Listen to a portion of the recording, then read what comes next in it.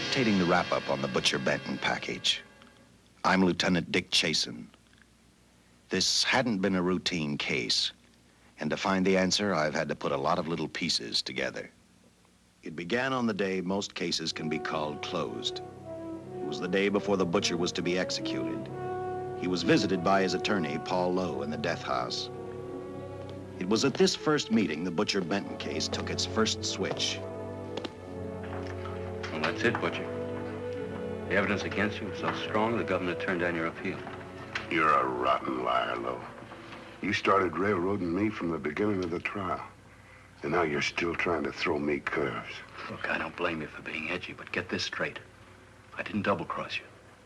I never worked harder for a client. You mean you never worked harder for a client to get him sentenced? You were a fool, Butcher. If you hadn't tried to double-cross Squeamy Ellis and Joe Marcelli, they wouldn't have turned state's evidence against you. But you had to get greedy. You wanted to keep the whole $600,000 for yourself. Well, the boys got sore, and I don't blame them. It was all your idea. You planned the whole job. You hired us. When you found out I'd staged the money, you decided it was time for me to die. You got those two crumbs to turn state's evidence on me. You stinking rotten mouthpiece. We both know that isn't true, Butcher. Now, look, what's the sense in not giving me the money? It's not gonna do you any good. Well, I'll have the satisfaction of knowing that none of you three crumbs are gonna spend it. What about Eva? Don't you owe her something? You tell me where the money is, I'll see that she gets your share. I've got a different idea. I'm gonna kill you and Squeamy and Joe. Then I'll take care of Eva myself. You thick-headed ape, you're gonna die tomorrow. Remember what I said. I'm gonna get you, all three of you. Even for you, Butcher, that'd be quite a trick. So long, dead man. Remember what I said. I'm gonna kill you, all three of you.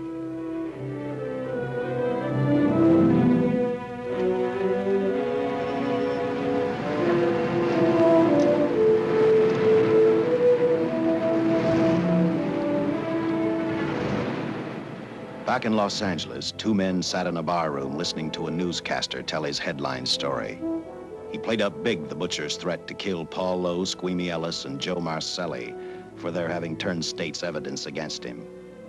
Squeamy Ellis didn't seem happy over the butcher's threat. Neither did Joe Marcelli. But they had figured, once a dead man, always a dead man.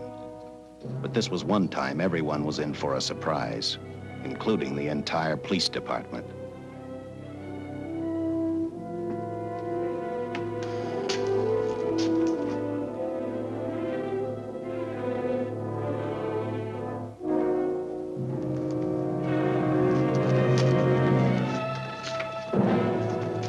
You seen the headlines, Captain?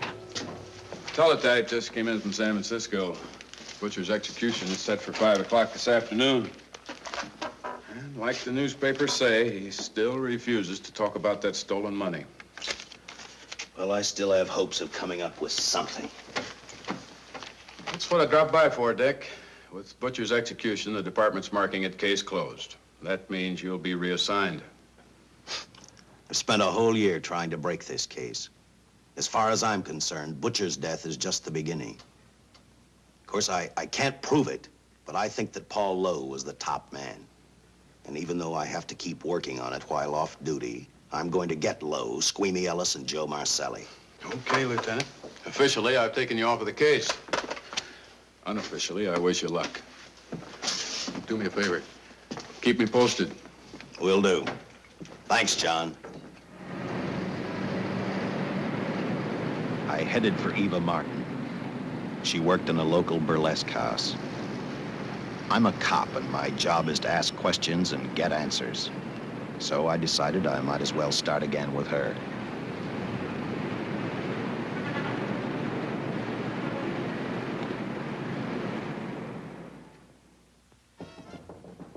Come in. Oh. What do you want? I'd like to talk to you. Talk? You're a cop, aren't you? That's a good question.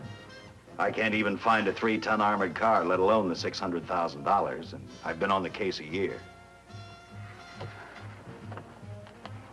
I've told you, and I've told you, and I've told you. I don't know anything about the money. I never did. Benton's gonna be dead in a little while. I thought it might make a difference. I never knew anything about the money. Call me dumb. I didn't even know Charles was in the rackets until the trial. Now, take it easy, kid. You're on, Eva.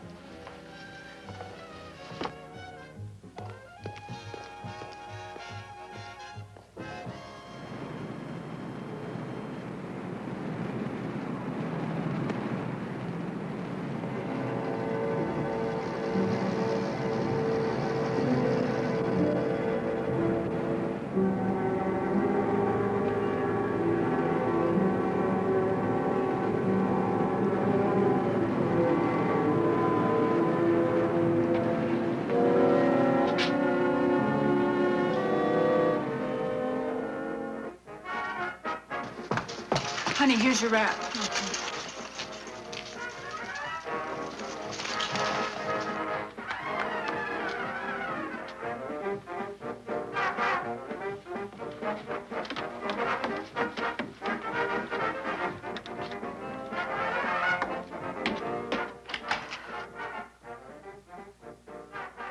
A few moments ago, Butcher Benton, without revealing the whereabouts of the $600,000 stolen in the armored car holdup, paid for his crimes against society in the gas chamber at San Quentin. Now for a look at the international scene. Today... Come on, baby. Don't waste tears on Benton. I feel so badly about Charles. If I'd known, maybe I could have done something. How about a drink? We could both use one. An artist can't drink while she's working, Paul. Boy, see.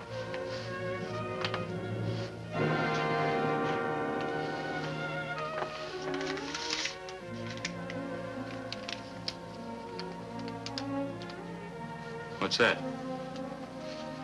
Well, now what's the matter? It's a message from Charles. He told me to open it if he died. Finale, Eva. All right. How about a steak after the show? No, thanks. Not tonight, Paul.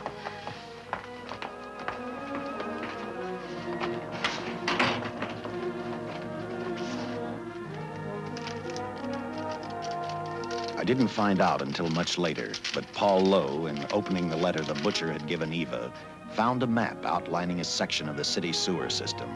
And clearly identified was the spot where the butcher had hidden the stolen payroll. He replaced it with a $50 bill. I guess he figured $50 to gain $600,000 was not a bad day's work.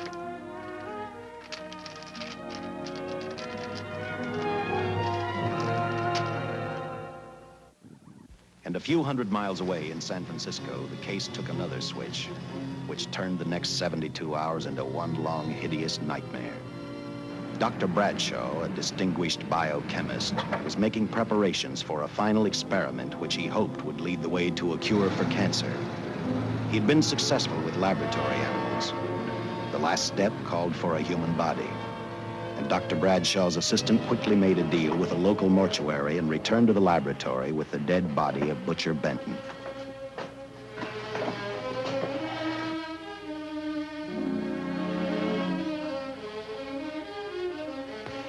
You made good time. Well, I didn't waste any. Any trouble? No, I just handed the money over and moved the body into your station wagon. That was that. Good. Get a syringe.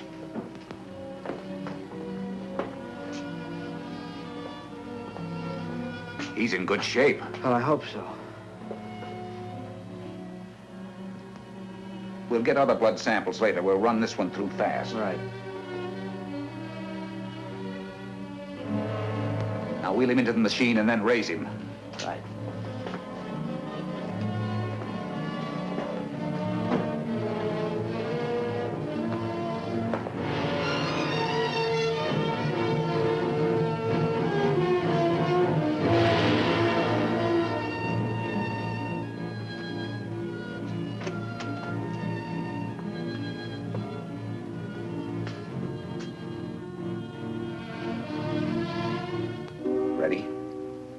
You mean you're going to give him 287,000 volts? Yes, yes.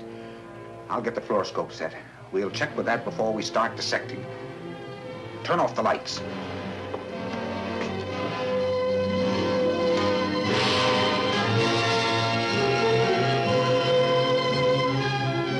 There you are, old boy. If you respond properly and my theory is sound, you'll be more famous dead than alive. Throw the switch.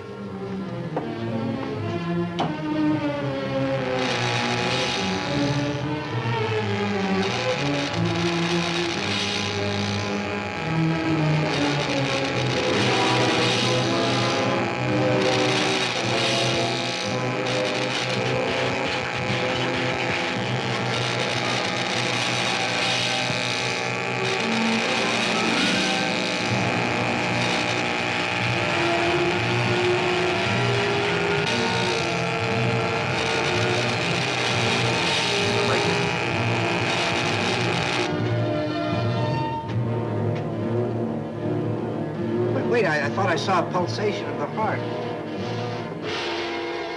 You're right. Dr. Bradshaw is beginning to breathe. You've brought this man back to life. No.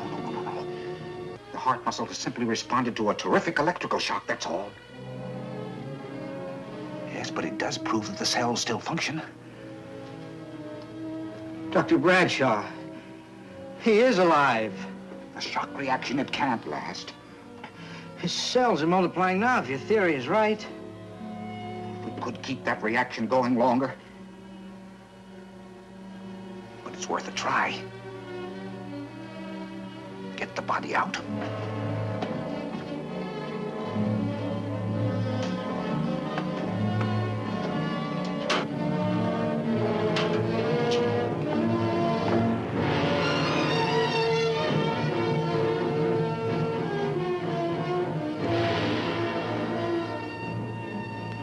Get some adrenaline from the supply room. Some amyl nitrite, too. Hurry, hurry.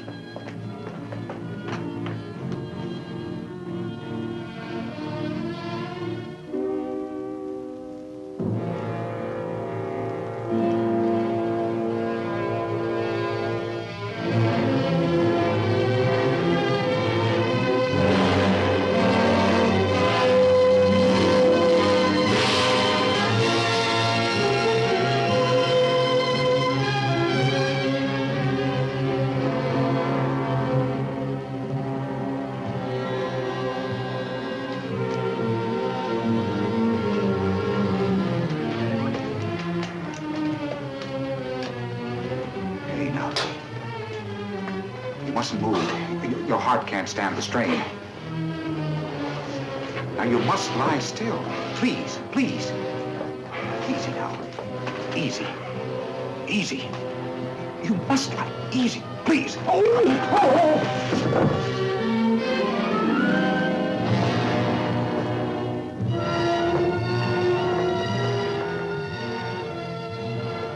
Dr. Bradshaw's experiment had given life back to the butcher. He tried to talk, but the electrical voltage had burned out his vocal cords. Yet it hadn't destroyed his brain. He knew who he was. He knew who he hated. As he stumbled about the room, I think he thought only about one: kill Lowe, Squeamy, and Joe Marcelli. The tremendous electrical voltage that Dr. Bradshaw had given the butcher had increased his cellular structure to the point where he was no longer a man. Dr. Bradshaw's experiment had created a vicious, brutal animal with an almost inconceivable amount of strength. Dr. Bradshaw must have believed the butcher's regained life would last for only a few minutes.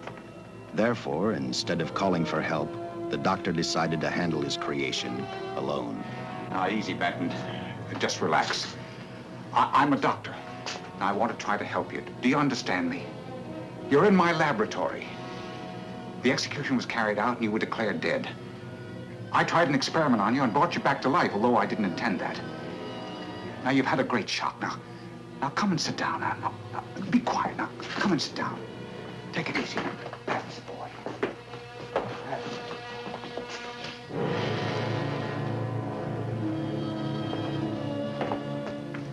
Careful. His reactions are violent. How do you explain this? Each cell must have multiplied 100 times, perhaps thousands. His strength is unbelievable. No, it's too late for the amyl nitrite. I want to get some blood samples, make some tests on him, find out what's happened. Get me a syringe.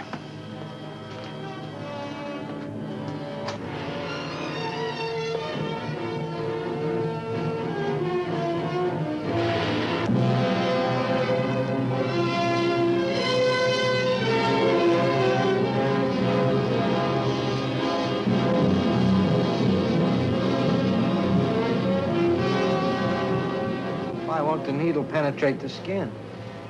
The tissue must be nearly a solid mass of cells.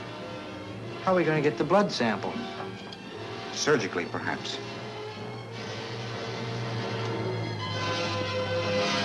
Now, take it easy. You can't leave here now. I'm responsible for your being alive.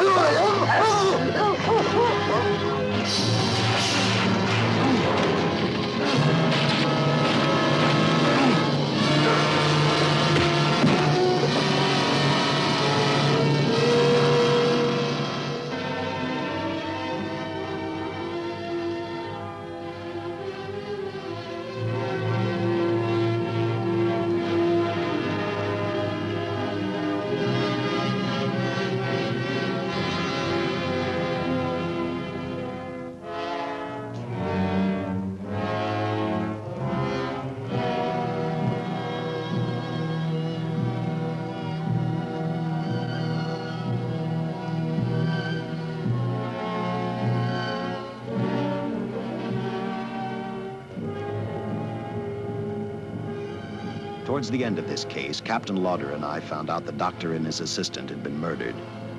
But I'm getting ahead of my story. The butcher didn't know how he had been brought back from the dead, and he didn't care. All he knew, he was alive. Then this monster-made man started thinking about Los Angeles.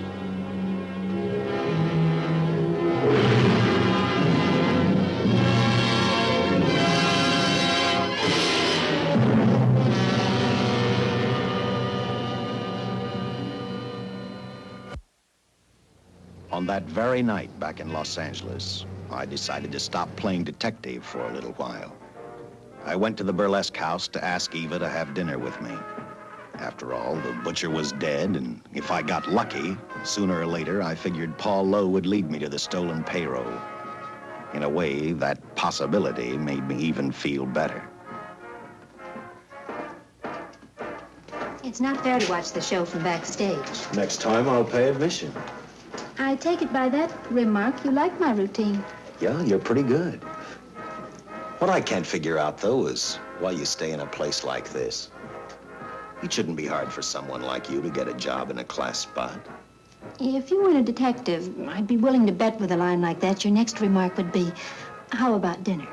Well, not exactly dinner, but a hamburger might be a good idea. If you're asking in an official capacity, I can't say no. I'm off duty. For the past 6 months, all I've ever called you is Lieutenant Chasen. Do you have a first name? Uh-huh. Dick. Give me 10 minutes for a quick change, because you just made yourself a date, Lieutenant. I mean, Dick.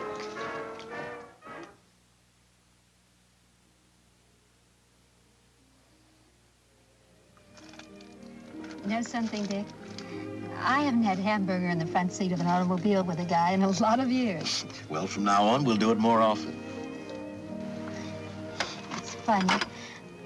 I always figured a policeman wasn't really a human being. I mean, unless he was arresting someone or trying to solve a case, he was unhappy. Shows you how wrong you are. In fact, everyone on the force gets fed up occasionally with the job they do. Maybe we're more human than anyone else. We see so much trouble, we get to hate the word. But as long as the world's filled with people, there'll have to be men who enforce the laws. What made you join the department? Now who's making with the questions? No, honest, I'd like to know. Well, it's really a very short story. When I got out of the Air Corps, I knocked around for a while. Well, I went to work for an oil company. One day, I went back to college on the GI Bill. just before graduation, I noticed all about the police department exams. Seemed a pretty good thing to do with your life, so I took the exams, passed, then went on from there.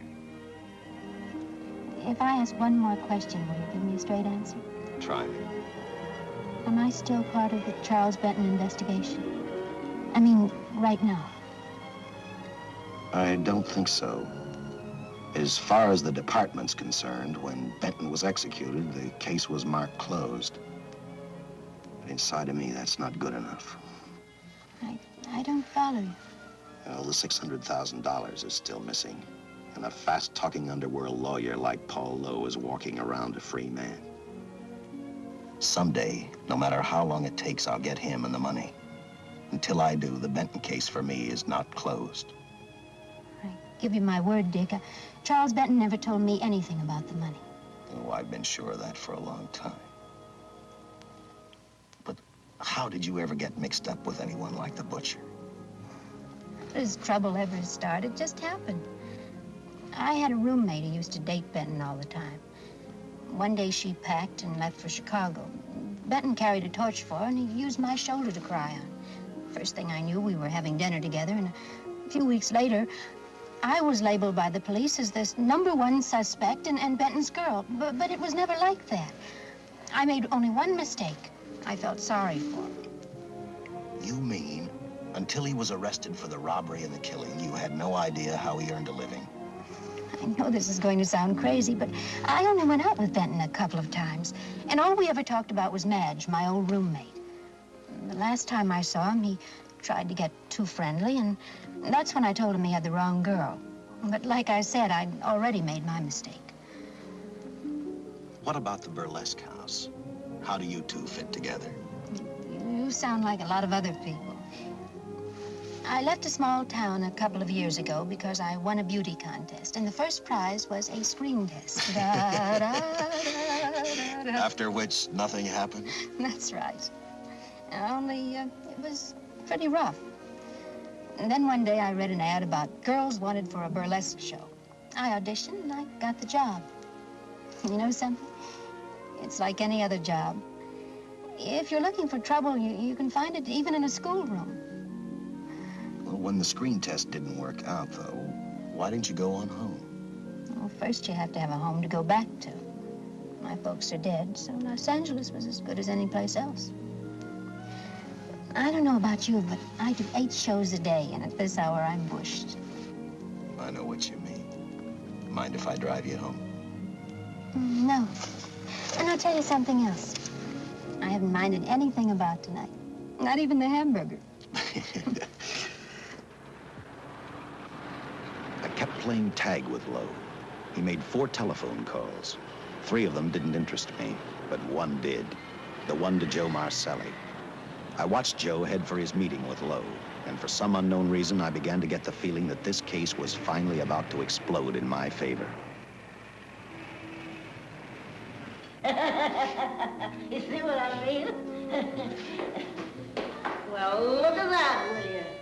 I seen him stagger on 2 legs, but he's doing it on 4. Shut up, you flea bag. Well, look who's calling names. At least I ain't a squealer, a stoolie. Ha! I warned you before. All right, Harry, that's enough. I'll take care of him. I want to talk to him. Okay, Mr. Lowe. But any future business you've got with this psycho, take care of it upstairs in your office. He keeps showing around here, sooner or later he's going to get slugged, cripple or no cripple. All right, shut up, Jim. Sit down.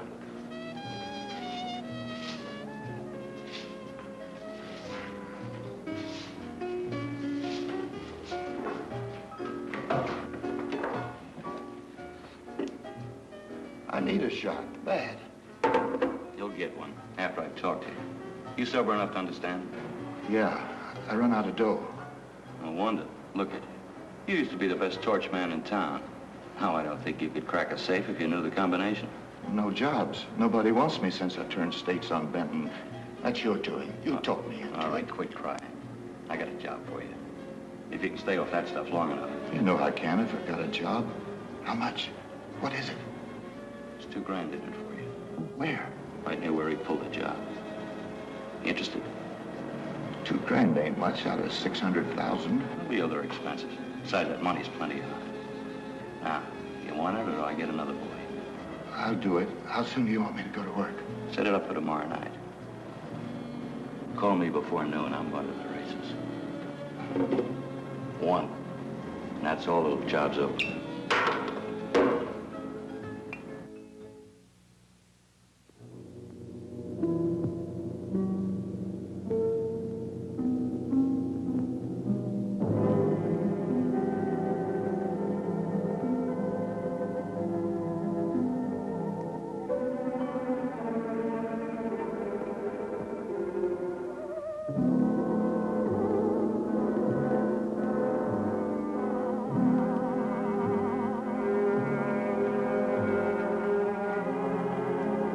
The butcher was walking slowly toward Los Angeles. He'd traveled through wooded hills to prevent being seen by anyone. Finally, he came to a quiet road. He stopped to get his bearings. And then he saw her, and he saw something else, an automobile. For the butcher, that rang a bell. With a car, he knew by the next afternoon he'd be in Los Angeles in plenty of time to catch up with the 3 men who had double-crossed him.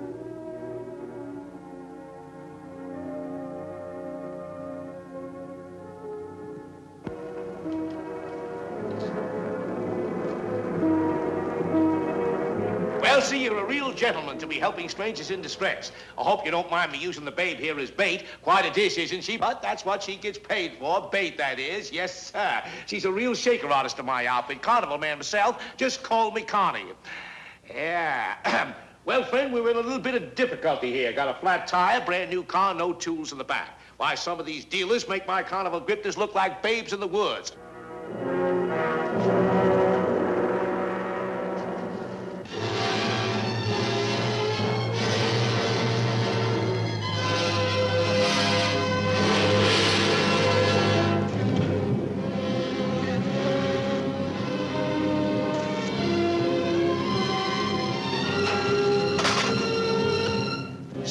Holy.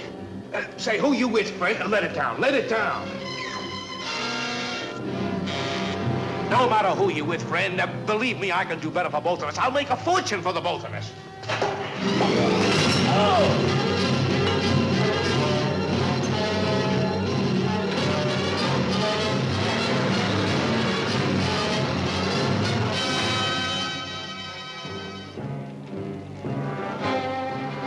An hour later, the San Francisco Police Department sent out an APB.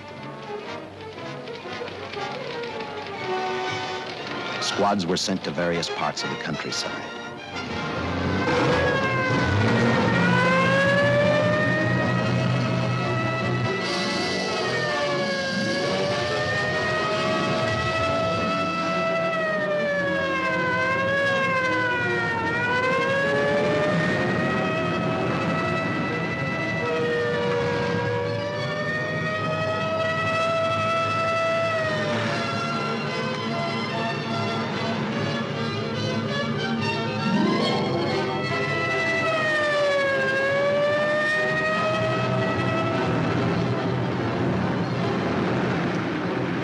Roadblocks were thrown up to catch the cold-blooded killer the hysterical girl had described.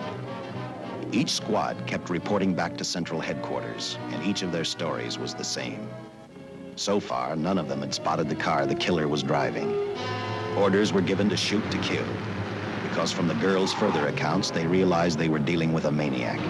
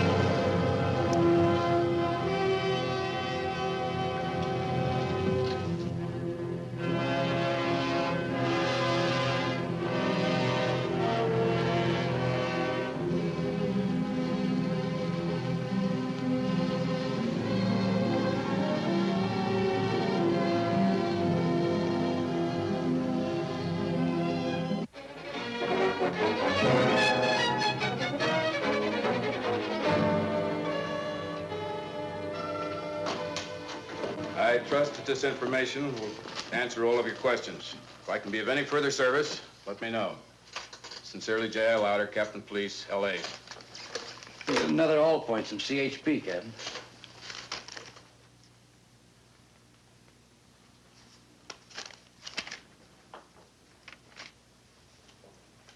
These reports sound like they come from a bunch of loonies.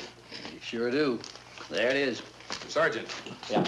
I want Lieutenant Chasen to look these over as soon as he comes in. All right, Captain.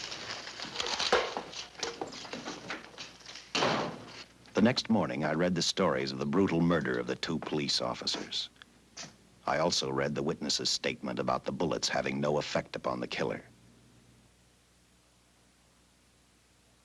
I felt sorry for the witness, and I thought about how easily a person's mind can become confused when suddenly they receive a brutal shock. I didn't believe a man existed who could not be stopped by a slug from a .45. Good morning, Captain. You and the rest of the force are going on 24-hour duty. Seen the headlines? You mean this guy that's running amok up north? Yeah, the latest report, he's killed 2 police officers. Made a getaway in a green coupe heading south. I've got a hunch this killer's gonna be our baby. He could be in town right now. Yeah. You better get started, Lieutenant. Okay. Any new leads on that hold-up money? I think the girl can probably be counted out. If any of the others are wise, they're keeping mighty quiet. Well, let it ride for now. The whole force is gonna be on the spot until we catch this killer. Newspapers will have a field day.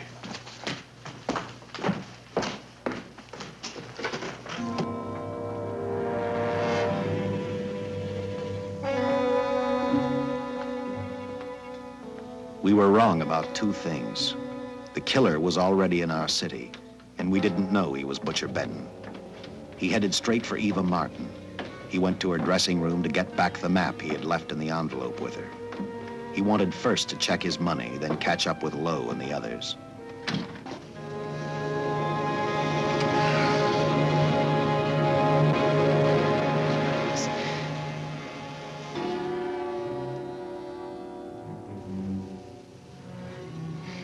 Can't be.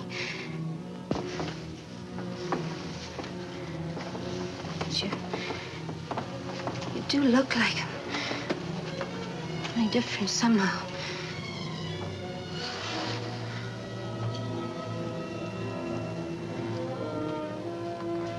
It is you. Why didn't somebody tell me? What's happened, Charles? Those look like bullet holes. Are they?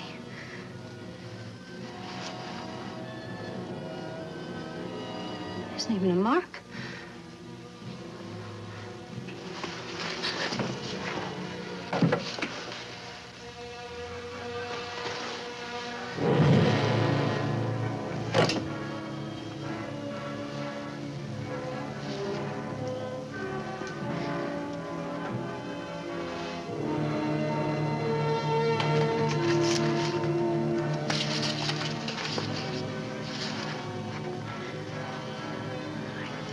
I opened it like you told me, and I found the $50.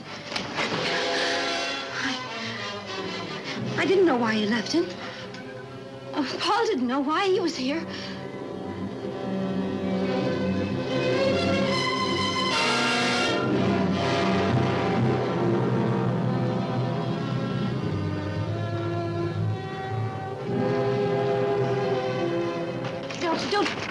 Don't play crazy. The name of Paul triggered his hate. He left her dressing room and started for Squeamy Ellis and Joe Marcelli's place. Because he knew, with them out of the way, Paul Lowe couldn't open the strong box where the money was hidden. He thought of Squeamy and Joe first. He was saving Paul Lowe for last.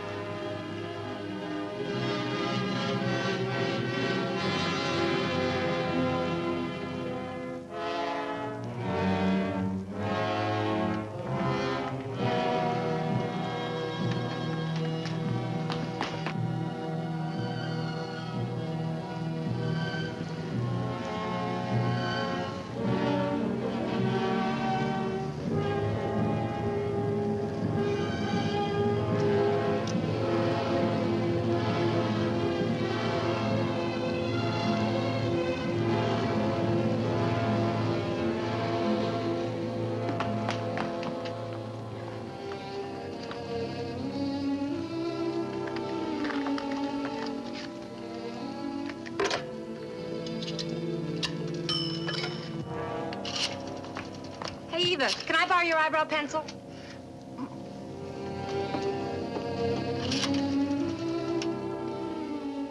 Operator, get me police headquarters.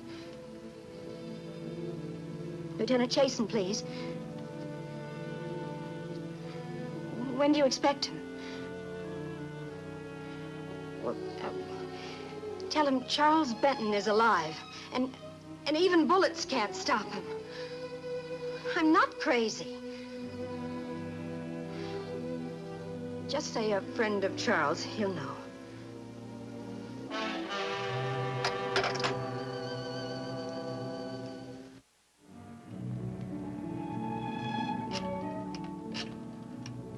After leaving a message for me, Eva telephoned Squeamy Ellis.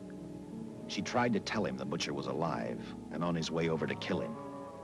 Squeamy didn't believe her, and in a way you couldn't blame him. Who in their right mind would believe a man had returned from the dead? What Squeamy actually believed was that the butcher, before his execution, had hired a killer to carry out his threat.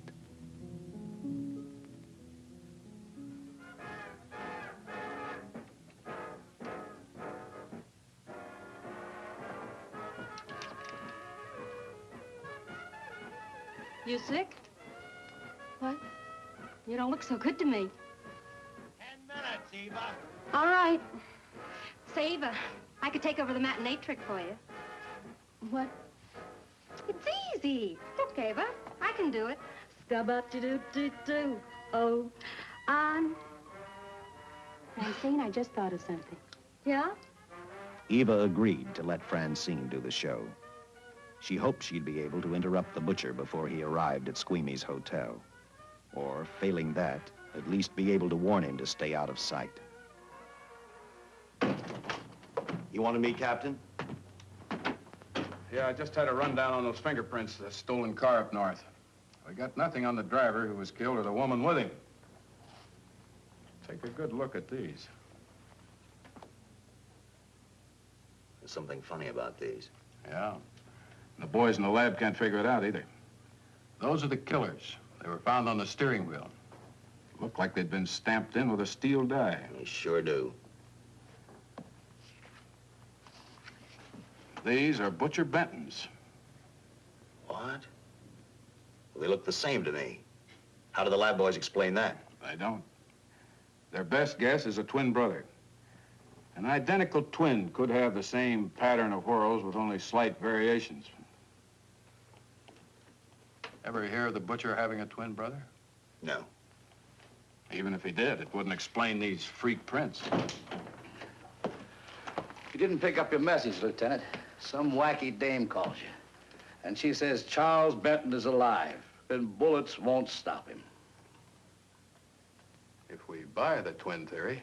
Who was she? Where'd she see him? Well, she wouldn't leave her name. Sounded kind of hysterical to me. Said she was a friend of the butcher's. Eva Martin. Get over at the Follies and see what that girl knows. Yeah. Some guys have all the luck. I never drew an assignment to the Follies.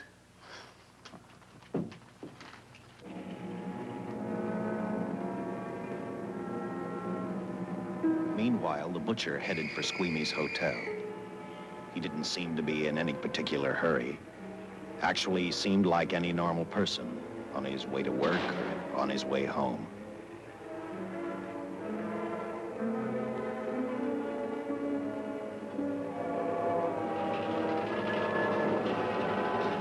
He rode up Angel's Flight, arrived at the top, scanned the hotel building, and then noticed the only exit from Squeamy's apartment, a fire escape.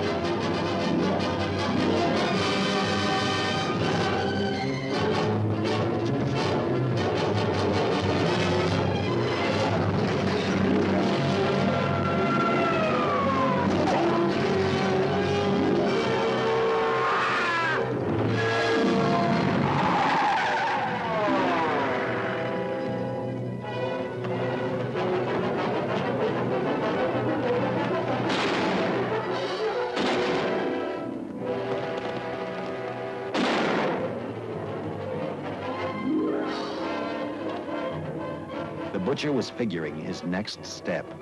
And as he looked at the dead cop, he thought about Paul Lowe, the next man on his list. Seen Joe Marcelli? Not since last night when I told him I didn't want him around here no more. Give me a shot.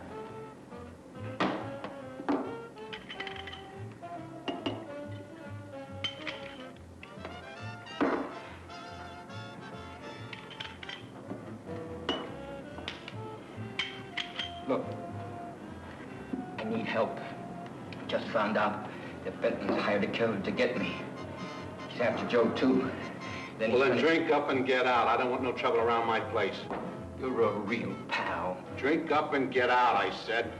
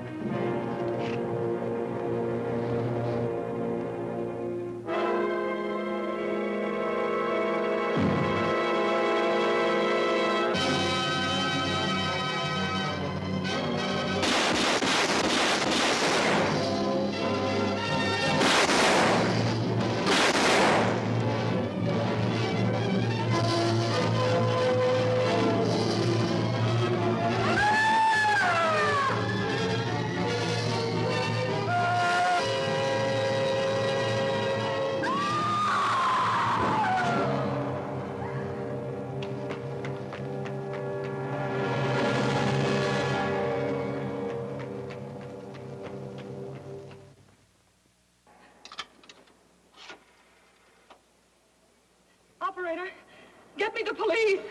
Police! Yes!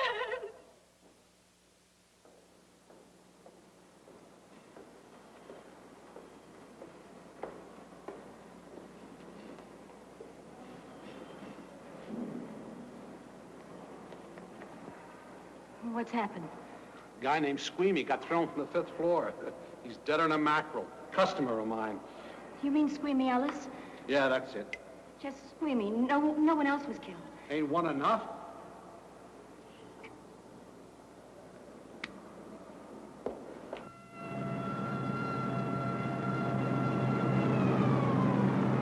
I tell you, the bullets never even phased him. He must have been wearing a bulletproof vest.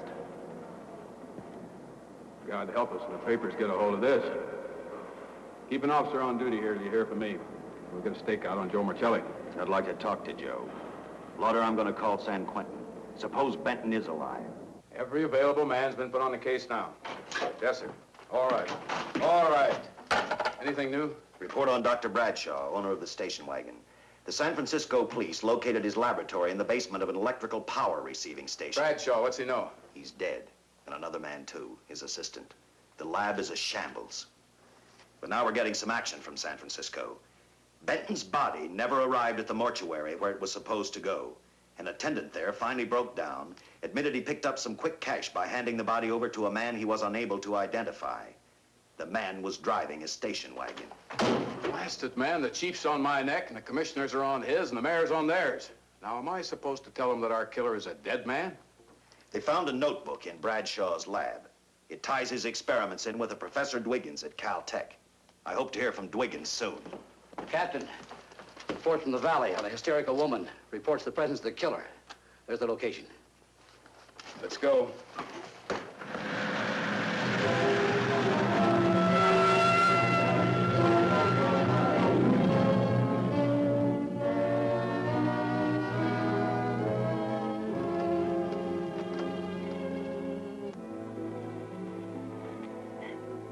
You and your boyfriend had a little fight, and he got out of the car to take a walk.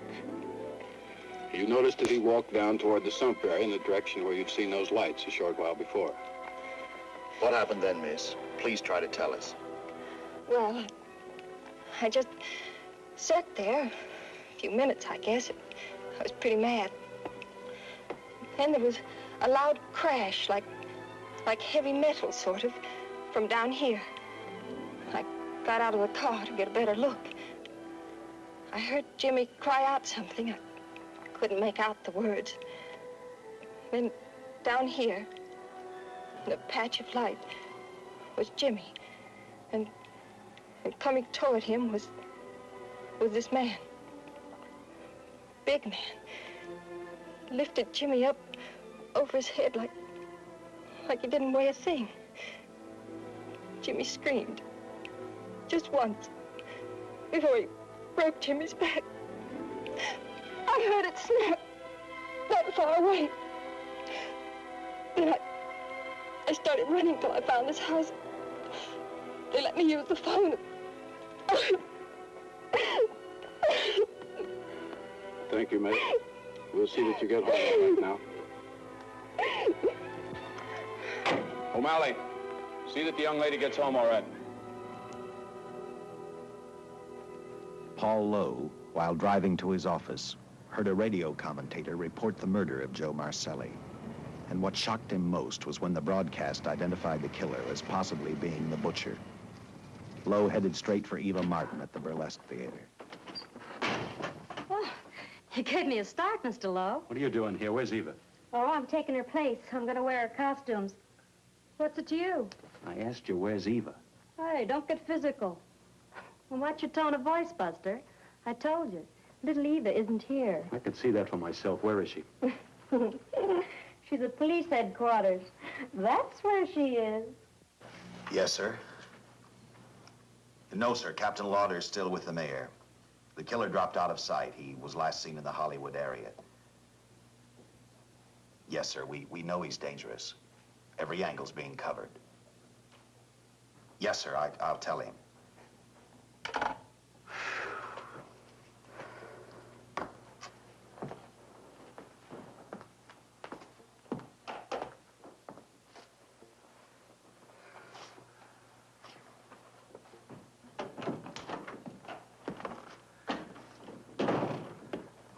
Here, see how these fit. Low heels.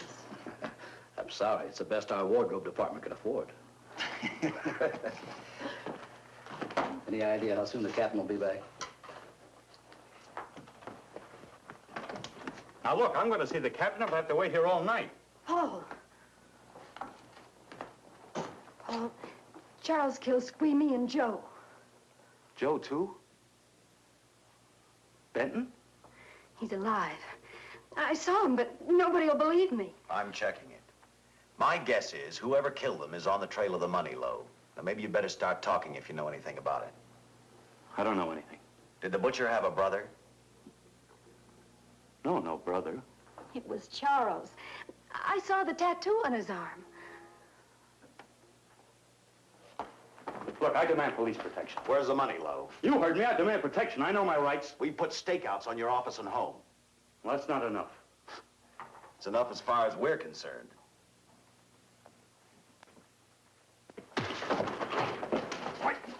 Now you gonna book me, Sergeant? Dan, throw away the key.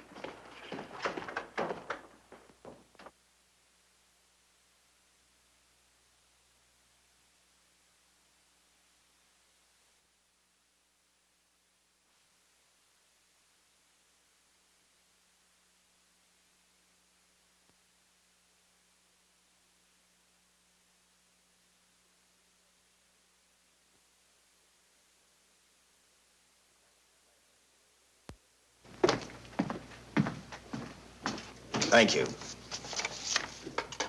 Come up with anything yet, Dick? Oh, we've checked every hotel, motel, and rooming house in town. We've run a cross-check on every hangout Butcher ever used. Net results, blank. This is incredible. We not only discover a dead man turned killer, but it's beginning to look like he plays ghost, too. He's somewhere in this city, and if we have to take it apart brick by brick, we've got to get him. I may be way off, but I think Paul Lowe could tell us a lot. Maybe. It's a cinch he's not going to. Well, suppose he had no alternative. You better grab some coffee. Your mind's beginning to play tricks on you. No, now, wait a minute. When Lowe came to us for police protection, it was because he was scared stiff the Butcher would add him to the list of Squeamy Ellis and Joe Marcelli. Go on. It figures, too. When he slugged the sergeant, he knew we'd book him right away.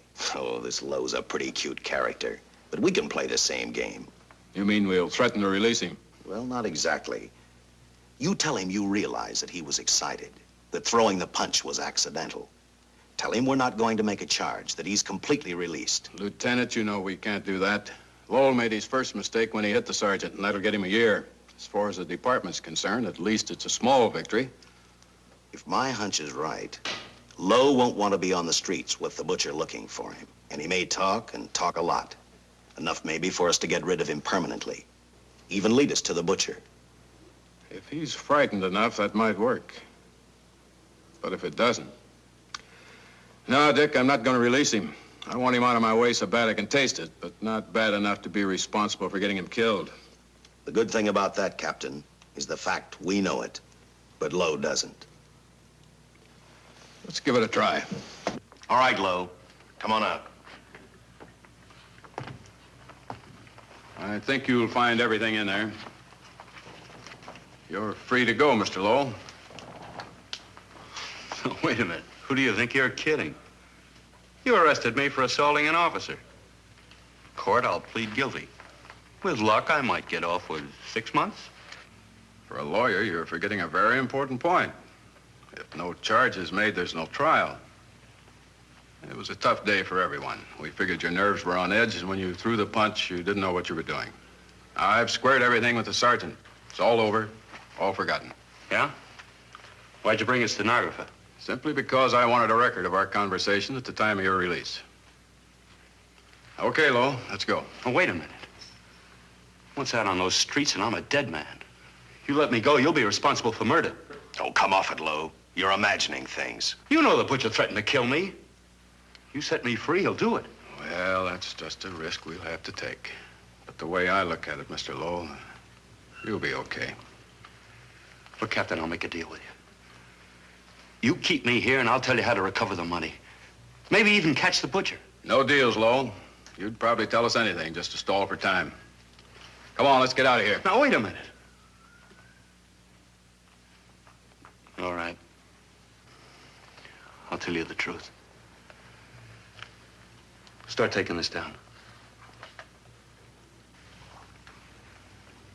I, Paul Lowe,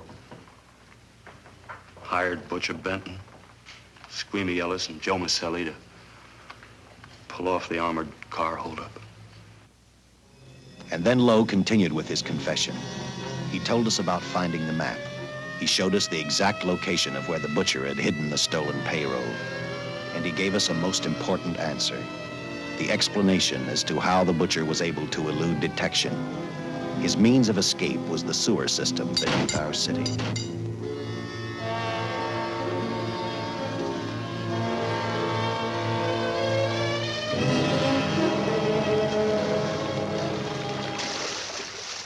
The The department went to work fast. Every police squad in the city was detailed to cover a specific area.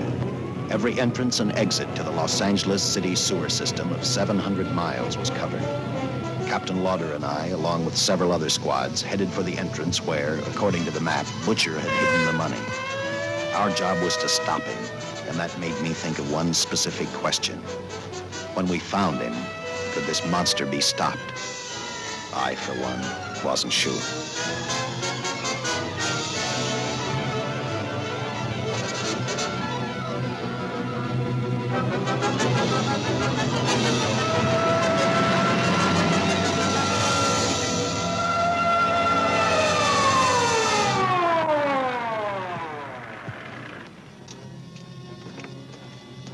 Everything all set, Lieutenant? City engineers mapped out each possible exit. The squad of officers are spotted at every point. If the Butcher can be caught, now's the time. Well, after I talked to Caltech, I called on the fire department for a little help. The professors thought a flamethrower might stop him. Flamethrower? I suppose their boys have had a chance to join our squads by now. I see we have one with us here. Have you thought about what'll happen if this doesn't work? No. I've been praying too hard that it will work.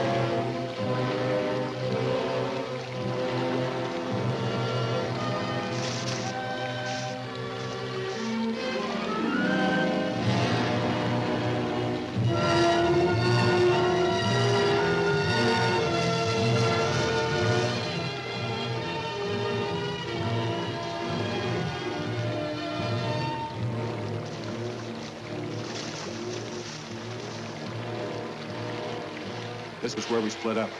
I'll go straight ahead.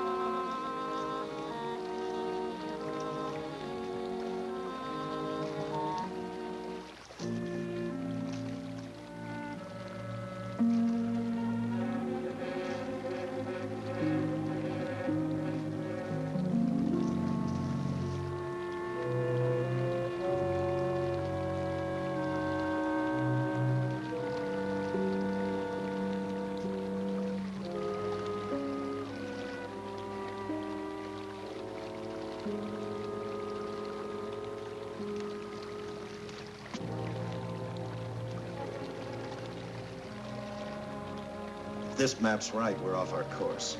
We'll have to backtrack.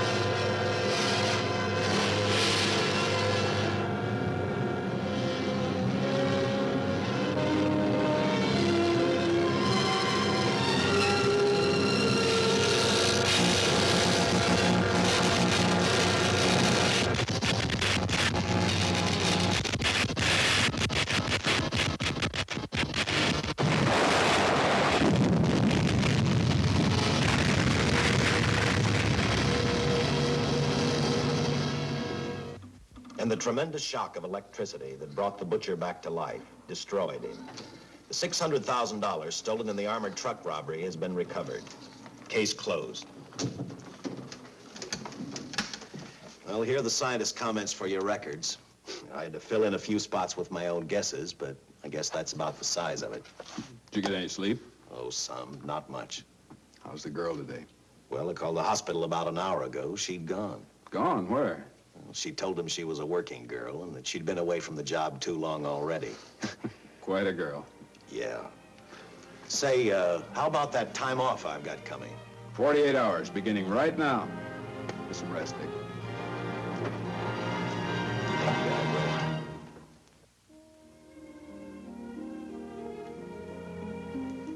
know something, Dick?